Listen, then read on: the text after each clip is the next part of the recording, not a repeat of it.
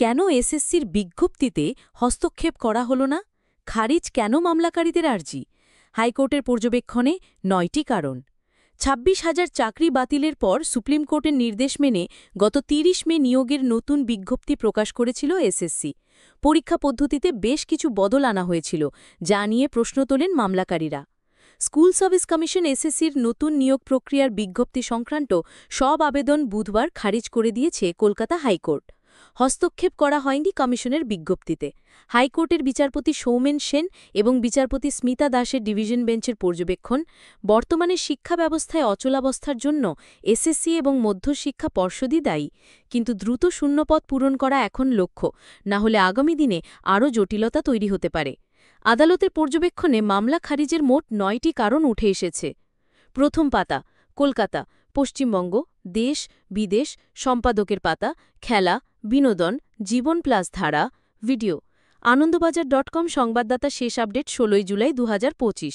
২১,০০০ চাকরি বাতিলের পর সুপ্রিম কোর্টের নির্দেশ মেনে গত ৩০ মে নিয়োগের নতুন বিজ্ঞপ্তি প্রকাশ করেছিল এসএসসি। পরীক্ষা পদ্ধতিতে বেশ কিছু বদল আনা হয়েছিল, যা নিয়ে প্রশ্ন তোলেন মামলাকারীরা।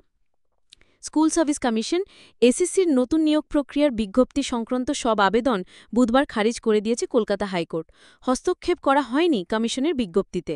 হাইকোর্টের বিচারপতি সৌমেন সেন এবং বিচারপতি স্মিতা দাসের ডিভিশন বেঞ্চের পর্যবেক্ষণ, বর্তমানে শিক্ষা ব্যবস্থায় অচলাবস্থার জন্য এসএসসি এবং মধ্যশিক্ষা পর্ষদই দায়ী, কিন্তু দ্রুত শূন্যপদ পূরণ করা এখন লক্ষ্য, না হলে আগামী দিনে আরও জটিলতা তৈরি হতে পারে। আদালতের পর্যবেক্ষণে মামলা খারিজের মোট ৯টি কারণ উঠে এসেছে।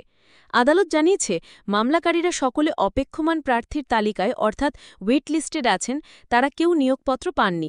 ফলে ২০২৫ সালের এই নিয়োগ প্রক্রিয়াকে চ্যালেঞ্জ তারা আদৌ করতে পারেন কিনা তা নিয়ে প্রশ্ন রয়েছে।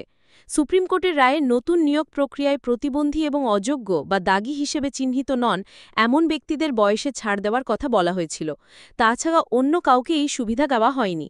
মামলাকারীদের এই দুই তালিকায় ফেলা যায় না। ২০২৪ সালের ২২ এপ্রিলের হাইকোর্টের রায় কিংবা ২০২৫ সালের ৩ এপ্রিল সুপ্রিম কোর্টের রায়ের কোথাও বলা ছিল না যে ভবিষ্যতে শূন্যপদের সংখ্যা বৃদ্ধি করা যাবে না। আবার নিয়োগের জন্য রাজ্য বা কমিশন নতুন নিয়ম বা বিধি বানাতে পারবে না, এমন কথাও বলা হয়নি। নিয়োগ প্রক্রিয়ায় ন্যূনতম ৫০% নম্বর এখন নির্দিষ্ট করা হয়েছে, যা আগে ছিল ৪৫%। এটি সরকারের নীতিগত সিদ্ধান্ত, এতে আদালত হস্তক্ষেপ করবে না। এই ধরনের নীতিগত সিদ্ধান্তে আদালত তখনই হস্তক্ষেপ করতে পারে যদি তাতে স্বেচ্ছাচারিতা, পক্ষপাত বা অসাংবিধানিকতার অভিযোগ ওঠে। যখন কোনো বিশেষজ্ঞ সংস্থা শিক্ষক নিয়োগের যোগ্যতা নির্ধারণ করে, তখন আদালত তার ওপর নিজস্ব সিদ্ধান্ত চাপিয়ে দিতে পারে না। ভালো ও দক্ষ শিক্ষক নিয়োগের মাধ্যমে শিক্ষার মান উন্নয়নই সবচেয়ে গুরুত্বপূর্ণ। বেশি সংখ্যক প্রার্থীর অংশগ্রহণ এবং দক্ষতার ভিত্তিতে তাদের নির্বাচন হওয়া কাম্য। সময়ের সাথে শূন্যপদ বৃদ্ধি পাবে, এটা স্বাভাবিক। অভিজ্ঞতার ভিত্তিতে ১০ নম্বর করে দেওয়া হয়, যাতে অভিজ্ঞ শিক্ষকরা সুযোগ পান। এটা অন্যায্য নয়। সরকার চাইলে শিক্ষকের অভিজ্ঞতাকে গুরুত্ব দিতে পারে। ২০২৫ সালে নিয়োগের উদ্দেশ্য যোগ্যতম প্রার্থী নির্বাচন। সংবিধানের ২১ ক ধারা অনুযায়ী শিশুরা উন্নত মানসম্পন্ন শিক্ষা পাবার অধিকারী। তা শুধুমাত্র দক্ষ এবং অভিজ্ঞ শিক্ষকই দিতে পারেন। ফলে নিয়োগ নীতি পরিবর্তন অযৌক্তিক নয়। আবেদনকারীরা কেউ ২০১৬ সালের নিয়োগ প্রক্রিয়ায় নির্বাচিত হননি, কোনো স্কুলে শিক্ষকতা করেন না। ফলে তারা বয়সে ছাড় বা অন্য কোনো সুবিধের দাবিদার হতে পারেন না।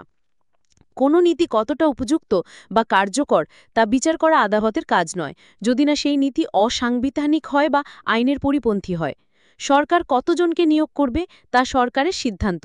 প্যানেলে নাম থাকলেই নিয়োগের অধিকার পাওয়া যায় না। মামলাকারীরা শুধু পরীক্ষায় অংশগ্রহণ করেছিলেন মাত্র।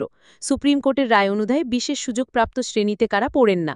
২৬,০০০ চাকরি বাতিলের পর সুপ্রিম কোর্টের নির্দেশ মেনে গত ৩০ মে নিয়োগের নতুন বিজ্ঞপ্তি প্রকাশ করেছিল এসএসসি। পরীক্ষা পদ্ধতিতে বেশ কিছু বদল আনা হয়েছিল, যা নিয়ে প্রশ্ন তোলেন চাকরি প্রার্থীর একাংশ।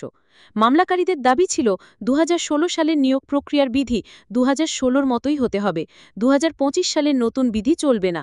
বুধবার হাইকোর্ট সেই আবেদনই খারিজ করে দিল। মামলাকারীদের হয়ে সওয়াল করেছেন আইনজীবী বিকাশ রঞ্জন ভট্টাচার্য, ফিরদৌস শামীম এবং গোপা বিশ্বাস।